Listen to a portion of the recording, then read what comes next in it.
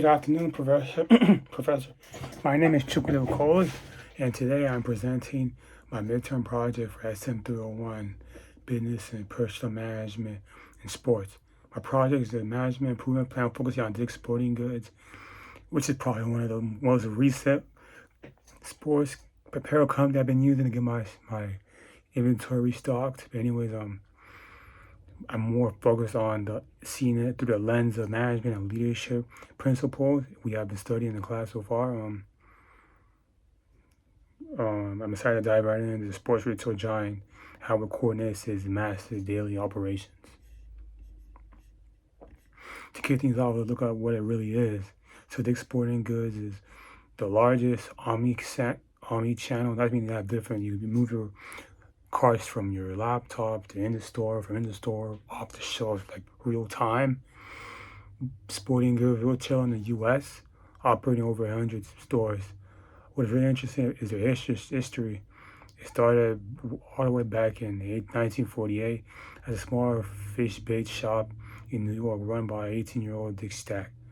His son Ed Stack expanded into a full sports store in the 70s and 80s, turning into a neighborhood shop into the massive retail powerhouse we see today. I'm pretty sure it started off with a $300 loan, and now it turned into the one mega company. Have like different contracts and agreement with sports companies like Nike and Adidas and Jordan and Antica and all those companies. So it's nice to see how much they branched off into. As far as message and the purpose is that's the real way to say why they exist. Their primary mission is simple: to serve athletes and outdoor fans by providing a huge selection of gear, competitive prices, and great customer service. Their vision statement is built on this, focusing on being the top choice for sports shopping by making it incredibly easy for people to buy things, whether they're shopping online, using the app, or walking onto the physical store floor, which is part of the omni-channel resource I was talking method I was talking about earlier. Is very not really nuanced. It's mainly like so anyone can be able to use it. Very easy to navigate through. As far as products and services, when you look at what they offer, it goes way beyond just selling starting equipment. Yes, they sell sports gear and running shoes and athletic training and clothing and athletic clothing and camping equipment for teams in individual sports. But how they actually engage with fans is through unique experiences. They have built-in new House of Sports locations that feature actual rock climbing walls and batting cages. It's right inside the store. I remember a while back, it's before I went to Massachusetts for school, one of the sporting goods I went to actually had a full batting cage. That was cool to see up close. Like not up close, like not next to it, but like I saw it from afar. I'm on baseball. I haven't played baseball in a while, so it's over the back of the store. But anyways, they also have the scorecard loyalty program to keep customers coming back, and they brought the Game Changer out, which is huge for streaming huge sports games. They also do a good job of each time you put new items and products in your cart, they show you how much more money you need, how much more money worth of stuff you can buy to get a specific discount off your shipping and handling. Like, and then even after you even if you complete your service, your purchase, at the end they have different promos and different discount codes and different free stuff that you're eligible for because you purchase stuff through them. As far as organizational structure, to manage all of this, Diggs uses a matrix organizational structure. This means the company is divided by product types, like separating clothing and apparel from the hard goods, like weights and kayaks and geographic store regions. Lauren Harbert serves as the chief executive officer, with Eric Stack as the executive chairman. So both major departments include store operations, product merchandising, digital e-commerce, global supply chain, and corporate finance, which all had to talk to each other to keep the business moving because it's a pyramid. It goes up. So right at the top, senior everyone else that can help the field manager to help the field managers help the execs. That's how they make the profit. Net profit. Okay, so chain of command. So the chain of command flows through corporate executive down to regional managers. I mean, when I said field managers earlier, I meant regional managers, district managers, the store manager. That's the actual field managers, and finally the in-store sales teammates on the floor. Entry-level jobs versus the sales teammates on the floor. At the corporate level, the big bosses set the overarching rules, store budgets, and long-term brand strategies. They then get the local store managers to execute those plans day to day because they can actually be there all the time. Handling employee schedules, setting up the visual product displays, and making sure the staff is delivering elite customer service. As for management function overview, effective management relies on 4 core functions: planning, organizing, leading, and controlling. For a massive retailer like Dick's, these functions are happening simultaneously every day. Planning sets the long-term goals. Organizing structures the resources. Leading motivates the people. And controlling measures the results to fix mistakes. Let's look at how Dick's applies each one.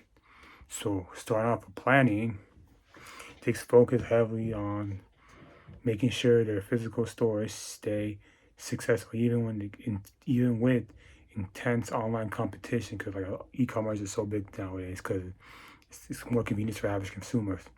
Think about it. Why go to a store when you can just buy it online? It saves you a bunch of time and low-key money because there's discounts. Dick's answered that by planning and building an experimental house of sports location I mentioned earlier. They have also planned out their highly successful store brands like DSG and VRST to make better profit margins, and they plan major community investments through their Sports Matter charity foundations. For the organizing function, the company structure is set up so that buying items is completely smoother for the customer. They organize separate specialized sports banners like Golf, Galaxy, and Public Lands. They also have retail storefronts to act as mini shopping centers. When it comes to leading, the corporate team at Dick's focus on taking clear stands and building a supportive team environment. A great example for transformative leadership is when exec team make national headlines by changing their gun sales policy by focusing on community safety, even though it meant taking a short-term financial loss. Store leaders use this value-driven approach to motivate floor workers, giving them the specific training they need to look like sports experts to consumers.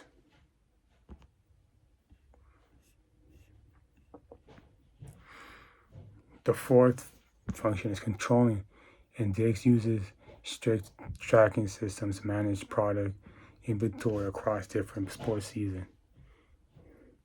They use data systems to monitor real-time store sales, website traffic, and loyalty card usage.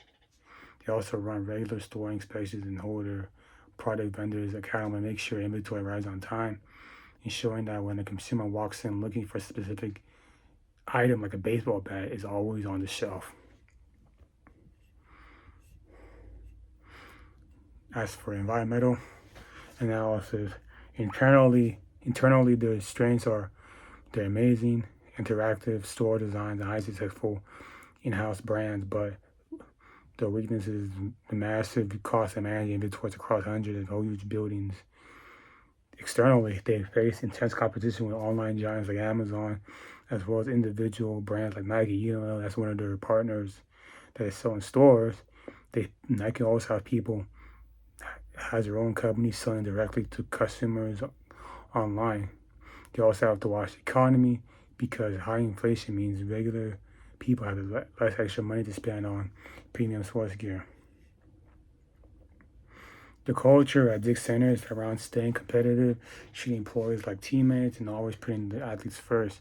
You see this heavily in the community involvement where they sponsor local youth leagues and focus on spooky sports accessible for kids. The public image is highly tied to this idea.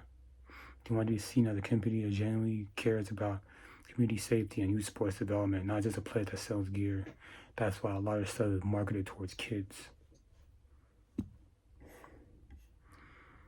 For the most part, from what I've seen, Nike covers like 33% of their inventory, other stuff in stores and online. So like, not that they can't be too reliant. Even Jordan has like 15%. Like they rely too much on them. So like maybe that's how Nike has too much negotiating power when it comes to like how much product goes to their stores overall. So that's something just to watch for, since it's third party for them. Because if Nike decides to pull back and sell completely direct to consumer, they could lose this big revenue. They need to put more marketing money into building up their own high quality store brands, like maybe their own separate apparel and even do more ESG, just to protect themselves. And then the real estate, just have them. They should just shrink down on the stores that aren't selling as good, and focus on the store that's selling better product.